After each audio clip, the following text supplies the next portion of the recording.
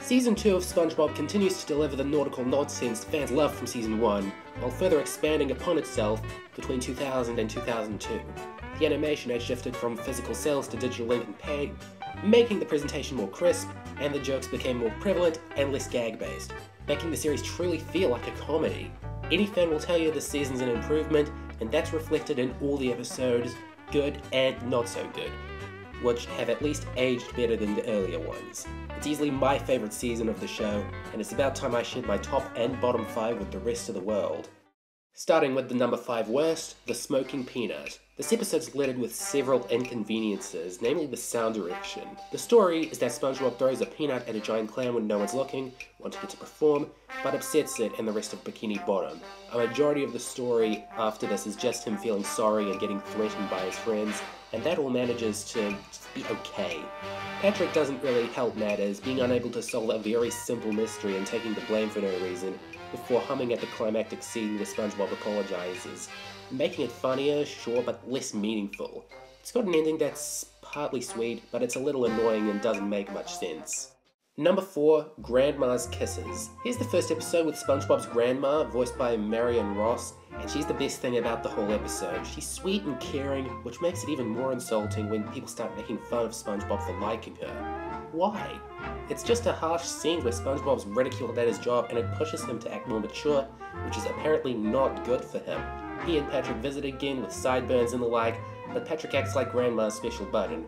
All the differences between childishness and maturity are explored to the extreme, but it goes on for too long and overshadows the moral of how it's okay to be mature once in a while. Number 3, Squid on Strike. It's Nickelodeon trying to be political, expected to have mixed messages. SpongeBob and Squidward go on strike to improve their working conditions, with Squidward's problems and with Mr. Krabs' greed being perfectly justified. He does everything he can to garner support for the cause, but SpongeBob ruins his chances, kind of making SpongeBob seem more like the threat than a main character. Don't believe me? Once he gets on Squidward's side, he literally dismantles the establishment, on the night where Squidward and Mr. Krabs finally come to an agreement, no less.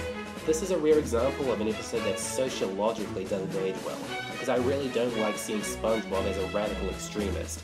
I might have when I was a 2-month-old in 2001, but not in this day and age. Number 2, Dumped. It's the one where Gary attaches himself to Patrick, making SpongeBob act like a jealous boyfriend. Yeah, Gary getting a new owner that he likes for spoilerific reasons is treated like a soapy breakup, but the parody goes way too far and eventually gets stale. The second act just consists of SpongeBob topping 2 different pits to cheer himself up, but their only purpose is to also dump him and make him even more miserable, or in Larry's case, annoy the audience with his hissing. It's definitely got a couple of good jokes, but the plot goes all over the place and makes the ending look even more out of left field than it is. Number 1, I'm with Stupid. Here it is, the most hated pre-movie episode, and I can see why it has that title. SpongeBob acting dumb in front of Patrick's parents so he looks smart works for a while, but the rest of it's filled with insults and not really any well-rounded humour. However, I don't really hate it per se. SpongeBob was going a little too far in his dummy act before feeling targeted, and Patrick may be a complete jerk here, but the plot twist that those weren't his real parents means that he has to put up with feeling dumb again without anyone to back him up. But still, the jokes run dry, and Patrick's fake parents seem horrible. Imagine being raised by people that patronizing. Like I said, none of these episodes, even I'm with Stupid, were bad, just severely flawed. The show has definitely made worse since. Now it's time for the 5 best, and let me tell you why each of these episodes is a sweet victory. Number 5, Dying for Pie. Much like pizza delivery, this episode takes all the advantage it can out of a funny food. This time, pie. It's more dramatic than your standard fare for the show, but the sadness doesn't get in the way of the comedy or vice versa. All you need to know is Squidward accidentally feeds SpongeBob an explosive pie, and he has to make his last day on Earth worthwhile. The montage of them doing silly things is one of the best the show's ever put out, since SpongeBob's just doing things he finds exciting and brings Squidward along for the ride for little reason other than they're friends. It could have just been a funny episode, but the heart it has propels it into high-tier material for the entire show. Number 4, Band Geeks. A lot of episodes will watch this episode just for the ending, but there's so much more to it than that and a joke about mayonnaise. This is the first and only really necessary episode to focus on the rivalry between Squidward and Squilliam. former high school rivalries who ended up in different social classes. Squidward lies about having a band to impress him, and gets a ragtag team of main characters to perform at a stadium, but they suck really hard at getting trained. I've never been able to hold down a musical instrument, so seeing all these characters fail at using them comedically and destroying them in cartoony ways is funny to me. But once again, that ending secures its place in SpongeBob history and a place in this top 5.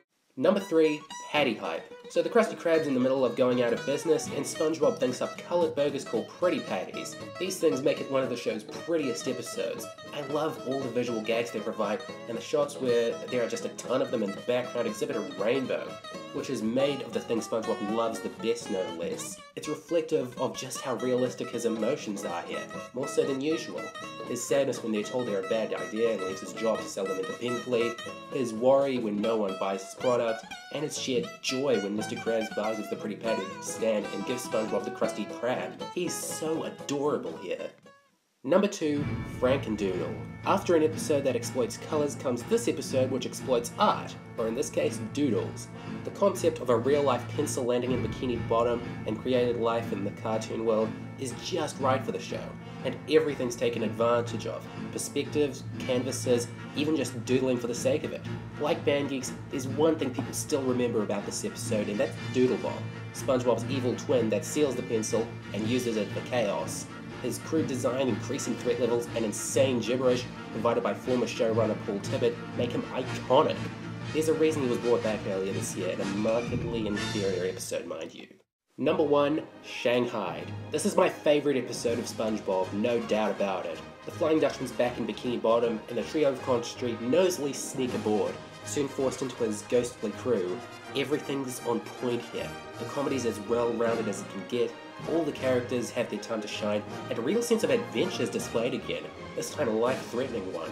Little known fact, when this episode first aired on March 9, 2001, viewers could vote for the ending.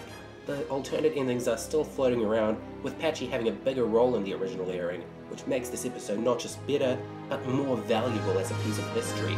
It's as good as SpongeBob can get. Hope you agreed with or understood my picks for the best and worst Season 2 episodes.